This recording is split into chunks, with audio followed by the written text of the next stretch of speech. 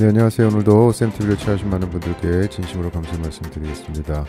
한국은 이제 추석 연휴 맞아서 많은 분들이 아마 휴가도 가시고 여행도 가시고 또 특히 10월은 또 이렇게 많은 공휴일들이 몰려 있어서 아마 좋은 시간들을 보내실 거라고 생각하는데, 예, 하여튼 뭐 늦었지만 추석 명절 잘 보내시고 또 잘 휴식하시고, 예, 재충전하는 그런 시간들 가지셨으면 좋겠습니다. 예, 오늘도 코로나 관련된 또 건강 관련된 소식들 몇 가지 알아보도록 하겠습니다.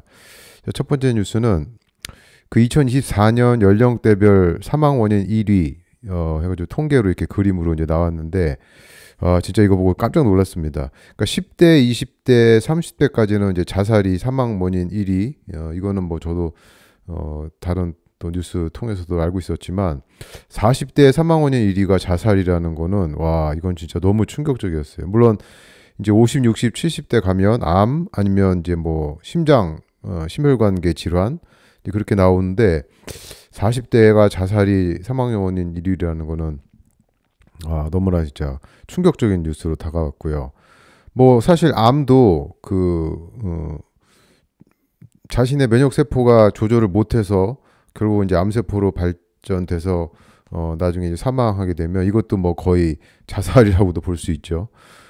그렇게 따지면 정말 이 사망 원인 1위가 거의 다 자살이라고도 이제 볼 수 있는데, 하여튼 40대 그쵸, 가장 일을 많이 해야 하고 가장 돈이 많이 필요로 하는 자식들도 교육시켜야 되고 또 부모님 부양도 해야 되고, 이런 이제 샌드위치 세대라고 하죠.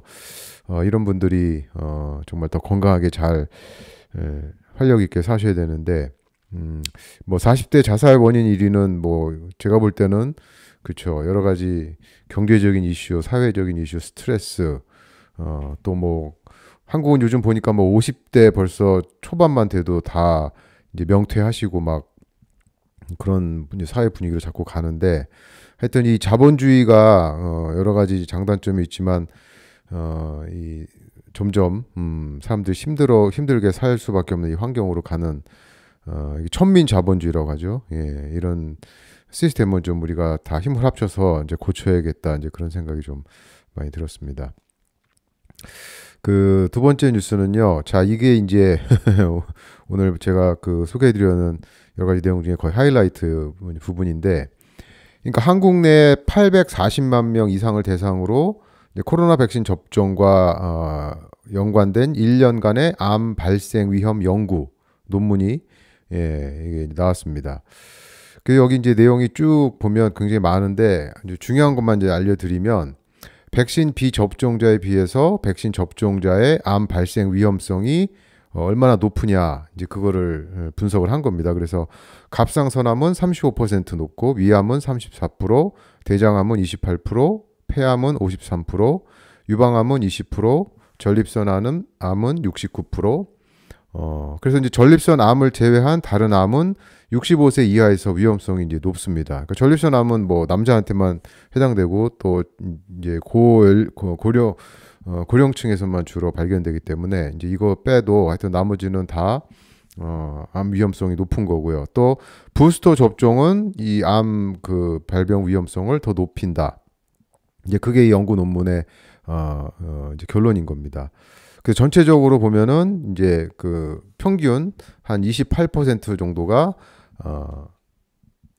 백신 접종자 군에서 암 발생 위험성이 높았다, 이렇게 나온 거고요.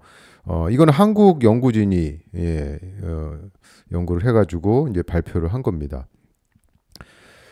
근데 이 연구 논문이 발표가 돼서 미국 같은 경우는 보면 전문가들 또 이제 전직 뭐 과학자 또 의사 이런 분들이 이 연구 논문을 가지고 많이 이제 소개를 하고요. 물론 미국도 뭐 주류 언론에서는 잘 소개가 되지는 않고 있지, 하지만 하여튼 그래도 많이 알려지고 있는데, 이제 뭐 한국은 당연하게도, 예, 언론 어디서도 이걸 다루지 않고, 제가 좀 찾아봤더니 매일경제인가요? 이제 그쪽에서 이 연구 논문을 소개를 했는데, 당연히 이 연구 논문은 너무나 문제가 많고 이거는 뭐 거의 좀 거칠게 얘기하면 거의 쓰레기에 가깝다, 이런 식으로 이제 반박하는 그런 내용을 이제 실었는데, 그 근거가 그 뭐 많은 분들이 아시겠지만 그 정재용 교수, 예, 이분이 이제 자기 또 페이스북에 이 연구 논문이 얼마나 그 오류가 많고 이거를 우리가 그대로 받아들이면 뭐 보건 정책, 뭐 접종률을 높이는데 굉장히 심각한 문제를 일으킨다는 식으로 그래서 이제 또 자기 페이스북에 올렸습니다. 그래서 저도 한번 이제 들어가 봤죠. 궁금하니까. 그 이제 보면 이 뭐 이거는 본인이 이렇게 그 오픈 소스를 통해서 페이스북을 통해서 이제 주장을 했기 때문에 저도 이제 그대로 그 연구 논문을 이제 지적한 이 정재용 교수의 그 내용을 한번 이제 보면서 또 거기에 대한 이제 반박을 나름대로 한번 좀 생각을 해서 여러분들 좀 소개시켜 드리려고 합니다. 그러니까 이제 그 첫 번째 문제가 이 연구 논문의 문제가 연구 설계에 치명적인 오류가 있다. 그래서 이제 선택 편견 그랬는데 쉽게 말씀드리면 그 연구진이 그 암 발생을 이제 비교할 때 접종군은 암이 없는 상태로 시작을 했고 비접종군은 이미 암을 가지고 있거나 또는 그 과거 암 병력 있는 환자들을 포함했다. 그러니까 똑같은 기준으로 연구한 게 아니기 때문에 이거는 선택적으로 그 편견에 치우쳐서 문제가 된다. 이렇게 얘기한 겁니다.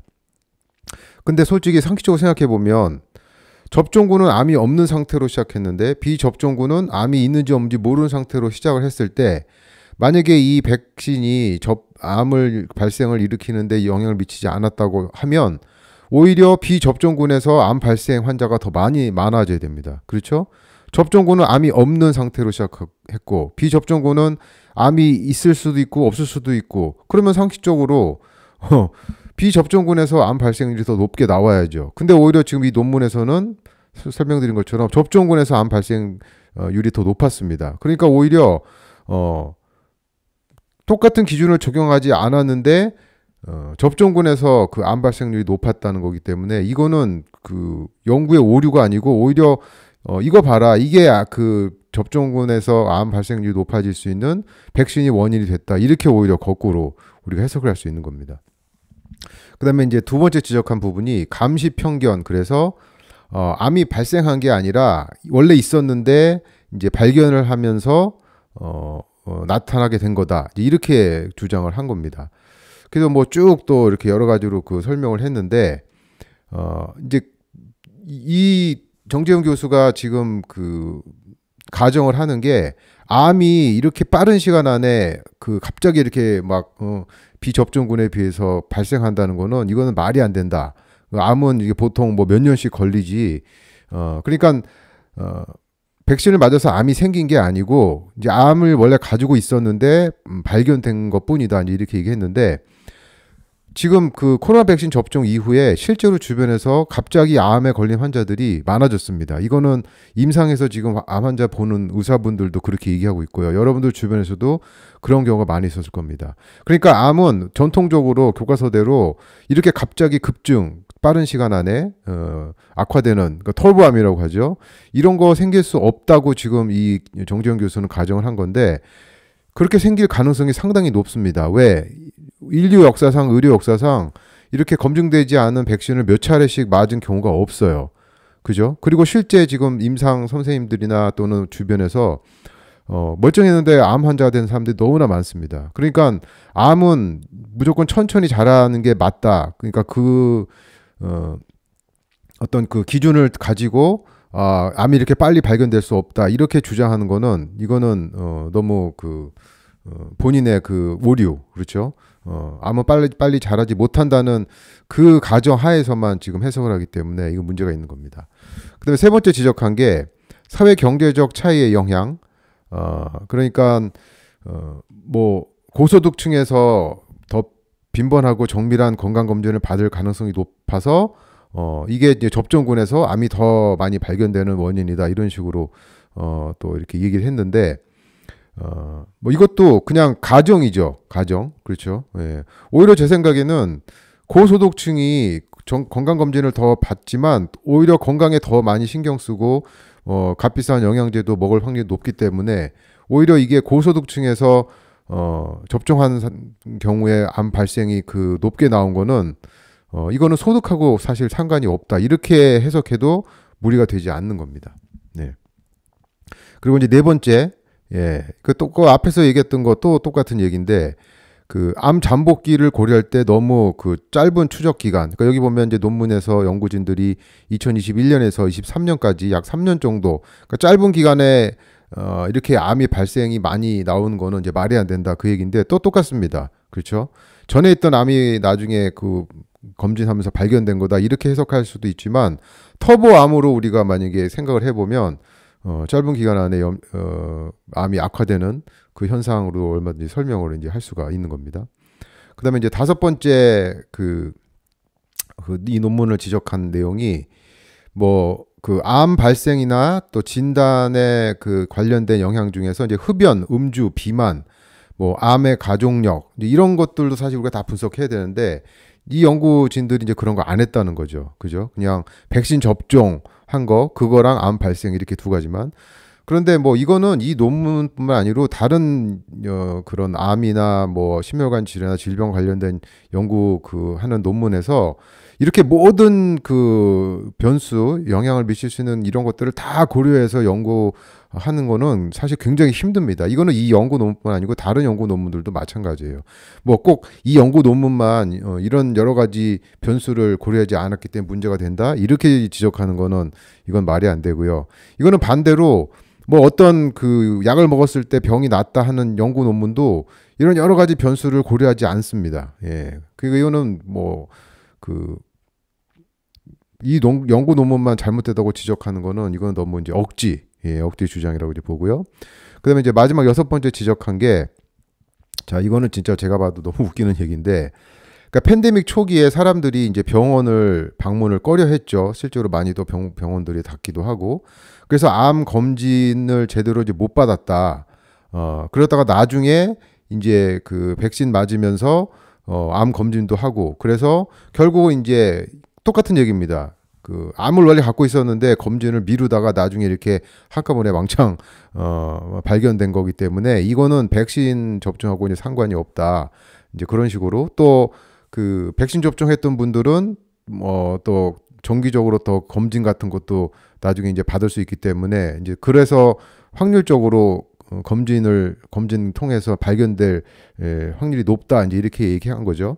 그러니까 그 백신 접종자들이 적극적인 건강 관리, 그렇죠? 뭐 그 검진 같은 것도 포함해서 그렇기 때문에 더 많이 이렇게 암이 발생한 것처럼 보인다 이렇게 얘기하는데 이거는 말이 안 되는 게 한국은 아시겠지만 진짜 그 건강 검진율이 전 세계 거의 최고입니다. 이건 뭐 암이 있는 환자든 없는 환자든 거의 뭐 1년에 한두 번씩 다 그렇죠. 또 직장인들은 그 의무적으로 해야 되고 그러니까 백신 접종한 사람들이 더 건강 검진 자주 받아서 암이 발견됐다 이렇게 주장하는 거는 이게 말이 안 됩니다. 왜냐면 한국은 백신 접종 여부 상관없이 국민 대다수가 건강 검진을 제대로 다 받는 거예요. 그러니까 팬데믹 터지고 못 받았다 이거는 백신 접종을 하는 분이나 안 하는 분이나 다 같이 못 받은 겁니다. 그렇죠? 그러니까 마치 백신 접종 한 분들이 더 건강검진 열심히 받아서 발견된 것처럼 이렇게 해석하는 거, 이것도 정말 심각한 그 정재원 교수의 이제 오류라고 이제 보고요. 그리고 이제 하여튼 그래서 그 보진의 페이스북에 이렇게 장황하게 이제 설명을 하고 또 이제 그 보면은 밑에 이제 그 코비드 백신 접종 정책을 이제 지지하는 그러니까 저 같은 음모론자들을 이제 거의 개무시하는 이제 그런 사람들이 또 쭉 그 밑에 댓글에 역시 뭐 정재영 교수답게 전문가답게 제대로 잘 분석했다 막 칭찬 일색의 그런 댓글들 있고 또 엄청나게 많이 또 그 이제 공유가 됐고 이제 그랬는데 하나만 또 더 지적하고 싶은 게 뭐냐면 이 논문은 거기 논문 그 저자들도 분명히 밝혔지만 백신이 원인이 돼서 그러니까 백신을 맞아서 이렇게 암이 폭등했다 그렇게 주장하지 않습니다. 연구 논문에서도 관찰을 해보니까 그 백신 접종을 꼬박꼬박하고 그러니까 비접종자에 비해서 암 이렇게 발생한 확률이 높았다는 거를 어떤 연관성 그러니까 백신 접종과 암 발생과 어떤 연관이 있다 이렇게 지적하는 겁니다. 이 연구 논문에서 백신이 원인이 돼서 암이 발생했다는 결과를 보여준 연구 논문이 아닙니다. 그 연구 논문 저자들이 그렇게 밝혔어요. 그런데도 마치 이 정재영 교수는 이 연구 논문이 그 원인 결과를 보여주는 그런 연구 논문인 것처럼 자꾸 이렇게 설명을 하는 겁니다. 본인이 그 연구에 어떤 여러 가지 문제를 지적하면서. 당연히 아닙니다. 그러니까 연관성, 물론 연관성이 굉장히 높으면 인과성, 원인 결과로도 우리가 좀 볼 수도 있지만 분명히 연구 논문은 인과성을 보여준 연구 논문이 아니에요. 예. 근데 자꾸 그런 인과성을 보여준 연구 논문인 것처럼 해석을 하면서 계속 이렇게 주장을 한 하여튼 그런 내용들이 있어서 여러분들한테 좀 도움이 될까 해서 소개를 시켜드렸고요. 뭐 여러분들이 뭐 백신이 진짜 원인이 돼서 암이 발생했다 이렇게 믿으시든 아니면 원인까지는 아니지만 어떤 연관성이 있다 이렇게 믿으시든 그냥 연구 논문 그대로 우리가 보면 됩니다. 예, 보면 되는 거고 뭐 연구 논문 하나가 모든 걸 다 말해주지는 않아요. 당연히 그렇죠. 그렇기 때문에 끊임없이 우리가 이런 어떤 의료 정책이나 또는 뭐 백신 접종 포함해서 이런 거에 자꾸 의문을 제기하고 더 많은 다각도로 연구를 하고 그래서 또 더 필요한 연구를 우리가 하고 이렇게 하면서 의학이 발전하는 거지. 문제가 뭡니까? 코로나 백신 안전해. 코로나 백신 맞으면 코로나에 안 걸리고 걸려도 얕게 그죠? 아주 미미하게 앓고 사망도 줄이고 그렇게 딱 픽스된 것처럼 처음부터 그 프로파간다를 퍼뜨린 그게 정말 잘못된 겁니다. 그거는 완전 과학이 아니에요. 그거는 그냥 사기입니다. 사기. 그렇죠? 지금까지 이어져 왔고 또 코로나 백신 접종하려고 하는 것 같은데 하여튼 여러분들 그런 것들 잘 좀 분별하시라고 제가 좀 정확하게 또 저도 좀 설명을 이제 드렸습니다. 자, 그러면서는요. 술 좋아하시는 분들한테 아주 슬픈 소식인데 알코올 섭취와 치매 위험성의 연관성을 보여주는 연구 논문. 이것도 마찬가지입니다. 술이 무조건 치매를 일으킨다 그런 연구가 아니고 어떤 연관성, 관련성이 있는 걸 보여주는 연구진이 이제 56만 명을 대상으로 4년에서 12년 동안 추적 관찰하고 그리고 240만 명을 대상으로 유전자 검사를 했어요. 그러니까 누가 더 좀 알코올에 약한지 뭐 그런 것들 해독 기능이 좋은지. 그 결과는 뭐냐? 연구 결과는 술의 종류와 상관없이 알코올은 치매 위험성을 높인다. 그리고 소량의 알코올 섭취는 치매를 예방한다고 보통 알려져 있지만 이거는 치매 진단을 받은 초기에 알코올 섭취를 줄였기 때문에 치매 위험성이 나중에 낮아지는 것처럼 이제 보인다. 그러니까 실제로 유전자 검사에서도 어떤 예방 효과도 나타나지 않는다. 그러니까 소량은 괜찮다고 한두 잔 괜찮다 이렇게 많이 알고 있는데 아니라는 겁니다. 그리고 이제 그래서 안전한 알코올 섭취량은 없다. 알려지지 않다. 이제 그 얘기고요. 공공 정책을 통해서 알코올 섭취를 좀 줄이면 뭐 캠페인이나 여러 가지 그런 교육을 통해서 그러면 치매 발병률을 한 16%까지 낮출 수 있다. 이렇게 이제 얘기한 겁니다. 이것도 마찬가지입니다. 술 먹으면 무조건 치매 걸린다 그 얘기 아니고 연관성이 있다는 거죠. 그래서 제가 내린 결론은 이겁니다. 적당량의 알코올 섭취는 적당량의 치매를 만들 뿐이다. 예. 그럼 또 이제 이런 얘기 하면 그래도 그럼 술 먹고 해독 영양제 그렇죠? 간을 보호하는 그런 여러 가지 또 음식들 영양제 이런 거 먹으면 되지 않냐? 이제 그렇게 또 질문하시는데 예. 뭐 각자 알아서 판단하시기를 바랍니다. 자, 그다음 내용은요. 이거는 뭐 그냥 제가 평소에 계속 주장하는 그 내용인데 한번 또 여러분들께 소개시켜 드리고 싶어서 사람에게 필요한 3대 영양소는 탄수화물, 단백질, 지방입니다. 그 상식이죠. 그런데 사람은 탄수화물이 필요하면 몸에서 탄수화물을 만들 수 있지만 여러 가지 방법으로 단백질과 지방은 만들 수가 없습니다. 무슨 말이냐? 단백질과 지방은 반드시 음식을 통해서 외부에서 몸에 공급을 해야 된다. 그 얘기입니다. 그렇기 때문에 우리 영양학에서 필수 아미노산, 필수 지방산 이런 말은 쓰지만 필수 탄수화물 이런 말은 안 씁니다. 필수 포도당 이런 말은 없어요. 왜? 몸에서 만들 수 있기 때문에. 그래서 필수 아미노산, 필수 지방산은 동물성 식품을 통해서 섭취하는 것이 가장 좋습니다. 이제 초식 동물이나 또 사람과 가까운 유인원, 뭐 침팬지, 오랑우탄, 뭐 고릴라 이제 이런 동물들은요 특징이 뭐냐면 풀만 먹어도 그렇죠? 단백질이나 지방을 따로 먹지 않고 풀만 먹어도 장내 미생물이 이 풀 속에 있는 탄수화물을 단백질과 지방으로 바꿔줍니다. 그래서 초식 동물들이 근육이 많은 거예요. 뭐 말 같은 경우, 예를 들면 소 같은 경우. 그런데 사람이나 육식 동물, 그렇죠? 뭐 사자, 호랑이, 늑대, 이런 사람이나 육식동물은 이 장내 미생물이 없습니다. 그렇기 때문에 반드시 기름진 고기, 그렇죠? 탄수화물이 없는 지방과 단백질만 들어있는 이런 음식을 반드시 먹어야 하는 겁니다. 그리고 뭐 너무 상식적인 얘기지만 비타민 A, 비타민 B12, 비타민 D3, 또 K2, DHA, 크라이틴, 카노신, 그다음에 햄이 그 HEM이라고 그러죠. 햄 성분 들어있는 철분, 또 타우린, 이런 영양소들은 오직 동물성 식품에만 들어 있습니다. 그러니까 뭐 또 이렇게 말씀드려도 채식 좋아, 뭐 채식으로 병 고치는 의사도 많고 나도 채식으로 뭐 또 건강해졌어 이런 분들도 이제 있겠지만 요거는 좀 말씀을 드리고 싶어요. 사람이 야채, 과일, 곡물, 고기 등을 다 먹을 수 있습니다. 그렇죠? 저도 먹습니다. 그러니까 이런 걸 다 먹을 수 있는 잡식성 동물인 건 맞아요. 그렇지만 그게 잡식이 최상의 식단은 아니라는 겁니다. 그렇죠? 잡식을 할 수 있지만 그게 최상의 식단은 아니다. 그래서 제 의견은 동물성 식품을 적당히 먹고 또 뭐 과일이나 야채, 삶은 야채, 채소 이런 것들을 적당히 먹는 게 좋겠다. 이제 그렇게 말씀을 드리는 겁니다. 예, 그래서 거기 고기, 그렇죠? 우리는 고기 그러면 이제 단백질하고 뭐 지방 조금 있는 그 정도로 알지만 실제로 영양 성분이 저렇게 많이 있습니다. 거의 대부분 비타민 C 빼고 모든 비타민, 모든 그 미네랄 성분들, 오메가 3도 있고 콜린도 있고 아까 설명드린 것처럼, 예, 그렇기 때문에 평소에 고기를 충분히 드시는 게 건강에 좋다. 이제 그 말씀을 드리는 겁니다.